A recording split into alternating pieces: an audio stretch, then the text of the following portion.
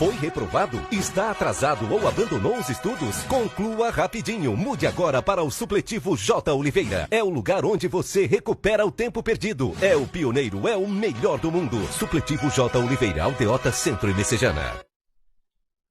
Fala pessoal, tudo bem? Olá, estava com saudade de vocês. Estamos de volta novamente. Vamos para a nossa aula de física, assunto que nós começamos e vamos dar continuidade. Aliás, nós vamos até rever alguns pontos, algum tópico que não foi bem explicado na sala de aula, porque essa parte da ótica geométrica, ela tem muitos pontos relevantes a ficar atento, a você observar tudo direitinho, tá certo? Desde já, eu me apresento, sou o professor Leonardo, me disponho a estar tirando as dúvidas de vocês. Curta nosso canal, segue aí o professor Leonardo, se inscreve no canal do colégio também e fique à vontade para interagir, deixar suas dúvidas, alguma interação nos comentários do vídeo, tá bom? Nós vamos começar o assunto que nós vimos na aula passada, que é justamente introdução à óptica geométrica. Temos aí as considerações iniciais, temos aí que raio de luz são linhas orientadas que representam graficamente a direção e o sentido de propagação da luz, tá certo? Veja aí a ilustração do que seria esse raio de luz. Raios de luz atingem o globo ocular do observador, porque é sempre assim, é objeto, luz, né? E o cérebro, tá certo? Quando você tem o objeto, você tem que ter a luz para poder o seu nervo óptico observar aquilo ali e transformar aquilo ali em imagem lá dentro do seu cérebro e transformar para você o que de fato você está vendo. Então é assim que acontece a observação da luz, né? A luz é quem clareia, é quem nos dá essa visão, né? Falar em visão é falar em luz, tá certo? Vejamos aí os feixes de luz. Nós vamos ter luz convergente, essas luzes convergentes, elas estão indo para o mesmo ponto, né? E tem a luz divergente, que sai de um ponto para os lados diferentes, tá certo? E tem também os raios de luz, os feixes de luz paralelo, tá certo? Então, tem que se observar isso aí, ó. Olha, outra coisa que também tem que se observar são as fontes de luz. Eu vou fazer o seguinte, imagine uma vela, certo? Se você tiver uma vela e ela estiver acesa, então ali você vai estar diante de um corpo luminoso, porque aquela vela ela vai ter um ponto de luz. Agora imagine você com aquela vela e você soprar a chama, apagou a vela, pronto. Então ali você vai ter a vela apagada, ela será um corpo iluminado, porque você vai estar vendo ela e essa vela ela vai estar recebendo luz de outro corpo luminoso, né, que vai estar clareando aquela vela. Então ali ela passa a ser um corpo iluminado. Vamos para os exemplos. A gente tem que, como exemplo de fonte de luz primária, o Sol, que na verdade é a nossa estrela. O exemplo traz até estrelas, que são na verdade outras estrelas, que você pode observar no espaço, né, no universo de modo geral, e até mesmo no caso da vela que eu falei anteriormente, e etc. Né? Temos aí o abdômen de um vagalume que produz luz, né? Quanto mais luz ele emitir, mais ele atrai fêmeas para ele. Então, o vagalume, ele é uma fonte de luz primária, né? Veja como a natureza foi perfeita em produzir esse tipo de ser vivo, né? Aliás, mudando aqui um pouco de assunto do foco, a natureza ela criou animais que fazem barulho ao ponto de atrair fêmea, né? Produzem luz a ponto de atrair fêmea, cheiro, né? Então tudo isso são mecanismos que a natureza nos dá, né? No caso aí do vagalume é o ponto luminoso que ele é, que é o que nós estamos falando aqui, que é a fonte de luz. Corpo iluminado ou fonte secundária são corpos que reenviam para o espaço a luz que recebe de outros corpos. A Lua. Todos os alunos na aula de astronomia, na aula de geografia, na aula de química, que eu sempre abordo os corpos, o aluno vem contestar a luz da Lua. Professor, mas a luz, ela, quando ela está cheia, ela clareia. Se você desligar as luzes tudo num local assim, na ausência da luz, se tiver a Lua, ela vai clarear tudo. Por que ela não é considerada uma fonte de luz primária? A Lua, ela não possui luz própria. Né? Nós sabemos que a Lua, ela reflete a luz que ela recebe do Sol. Aliás, ela reflete apenas 18% da luz que ela reflete. Né? Então, é uma quantidade significativa de luz que ela está refletindo ali na Terra. Né? Ela recebe essa luz de uma fonte primária e reflete essa luz em nós, aqui na Terra. Fontes pontual ou extensa. Uma fonte pontual ou pontiforme é uma fonte em forma de ponta, né? Suas dimensões podem ser desprezadas. Falar em pontiforme, você está falando em algo que pode ser desprezado, né? Em confronto com as distâncias que separam de outros corpos. E as fontes extensas são dimensões que podem sim, né? Ou que não podem ser desprezadas. Tá certo? Luz da fonte. Olha o que nós temos como luz da fonte. A luz simples ou monocromática, que é de uma cor só. Né? Você tem a luz amarela emitida por lâmpadas de vapor de sódio. Né? E tem também as fontes compostas, né? A fonte de luz, né? Ou luz da fonte composta ou policromática. Né? Essa luz policromática, na verdade, ela resulta da superposição de luzes de cores diferentes. No caso, a luz do Sol. Né? A luz do Sol, ela é uma fonte de luz de todas as cores. Né? Os meios, olha, você tem os meios transparentes, translúcidos e opacos. Né? Mas os meios, você pode observar aí na imagem aí, que vai haver aí um certo... ela vai ali segurar os raios de luz e não deixa passar para o outro lado. No meio transparente você consegue visualizar tudo do outro lado, essa primeira figura aqui.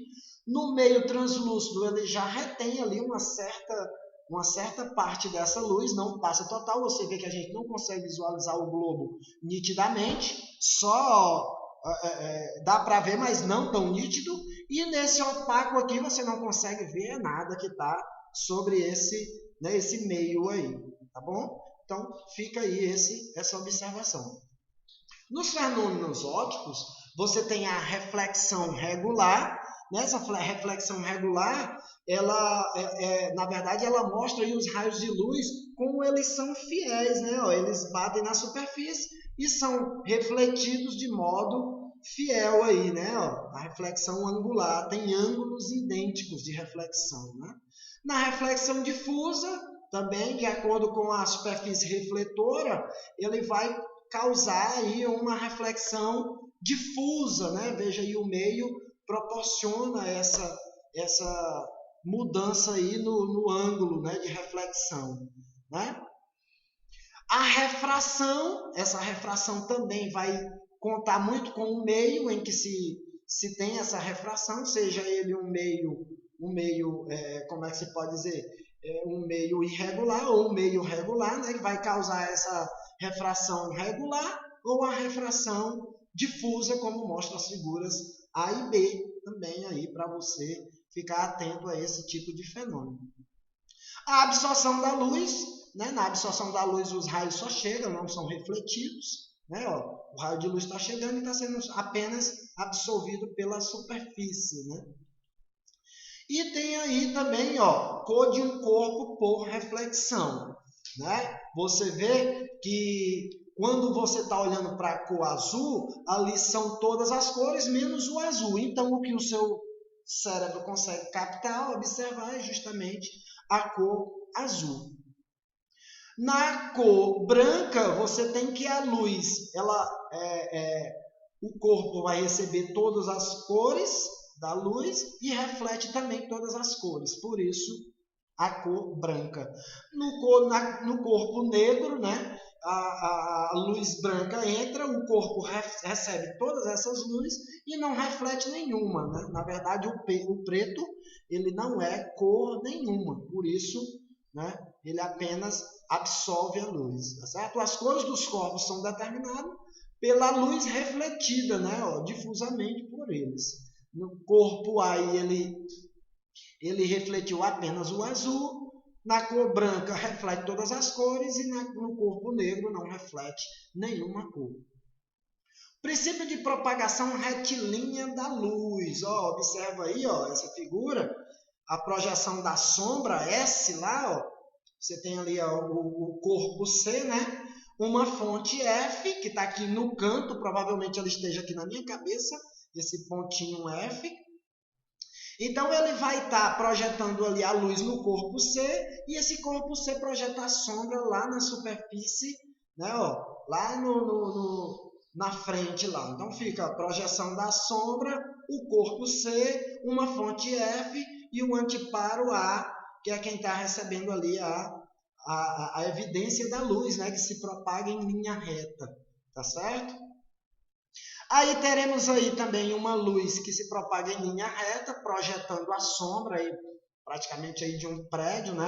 A gente trabalha esse tipo de exercício aqui, a projeção da sombra, né? Pela altura, para se trabalhar ali a questão dos triângulos semelhantes e fazer esse cálculo de altura de um prédio, ou o tamanho da sombra que ele projeta numa determinada hora do dia. Tudo isso aí também é feito a partir desse conceito que a gente está estudando agora. E a sombra aí do pessoal aí numa quadra, você vê que a altura ela é diferente do tamanho da sombra. Então, se calcula aí, ou você pode calcular a sombra ou a altura, de acordo com o que você tem como parâmetro, como ponto de referência, né?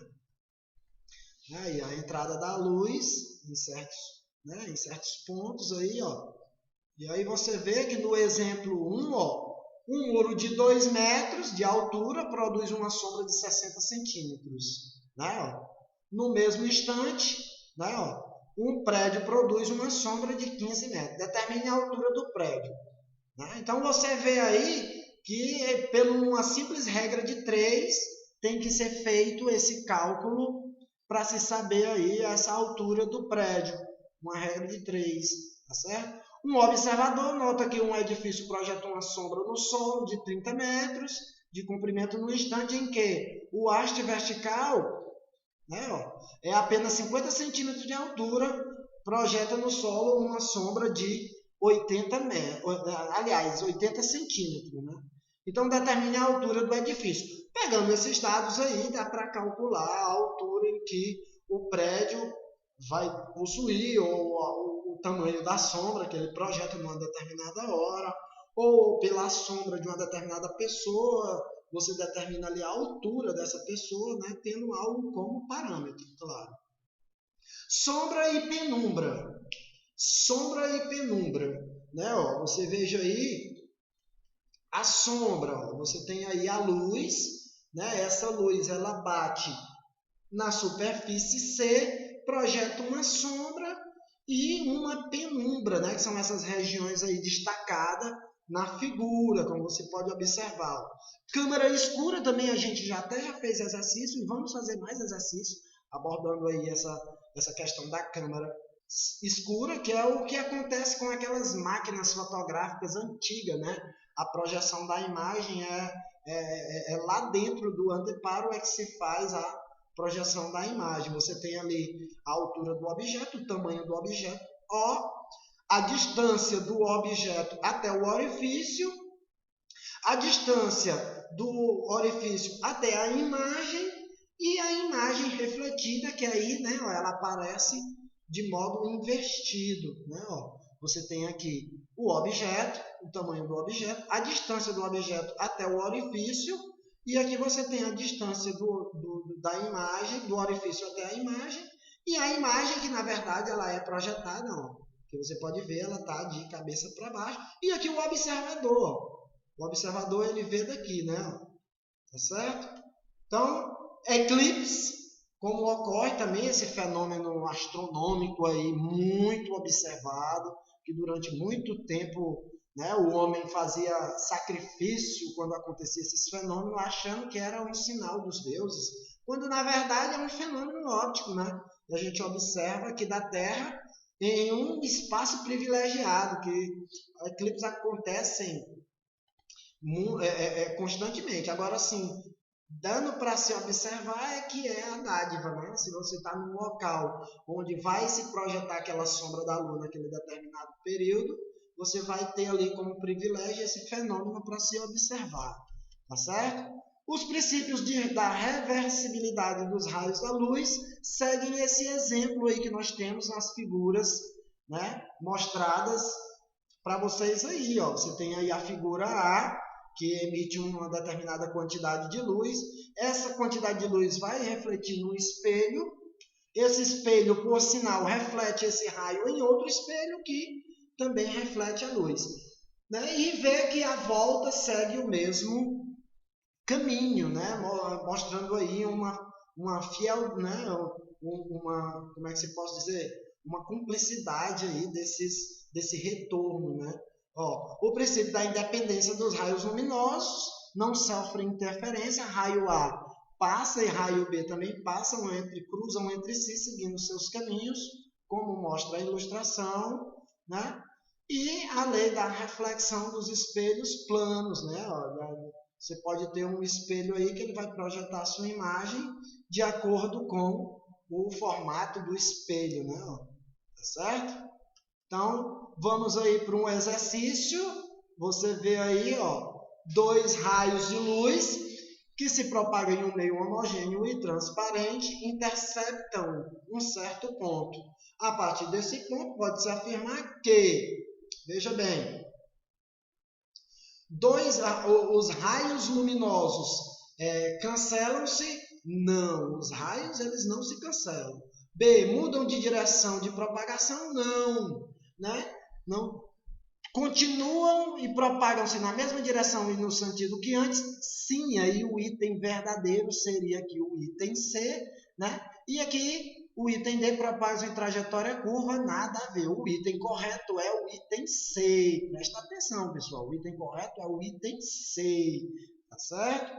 E no outro exercício que nós temos também, ó, ele está dizendo que a luz no meio homogêneo pode se propagar em linha reta. 2 ou mais raios de luz se cruzam, seguem normalmente seus caminhos. A trajetória seguida pela luz independe do sentido de propagação. Ele pede para você marcar o que julgar correto, né? É correto afirmar que, de antemão, nós sabemos que 1, 2 e 3 estão corretos, então o item C seria o item verdadeiro, tá certo? O item C, todos os itens estão corretos, tá bom? Por hoje é só, né? Acabou, espero que tenham gostado da aula. Retornaremos a fazer mais exercícios e falar ainda mais sobre esse ramo da física, que muita coisa ainda tem a se falar sobre isso. Aí foi só mesmo recapitulando e revendo algo que nós, para o momento, é relativo agora às nossas aulas, tá certo? Então, tchau, pessoal, até uma próxima aula. Até logo.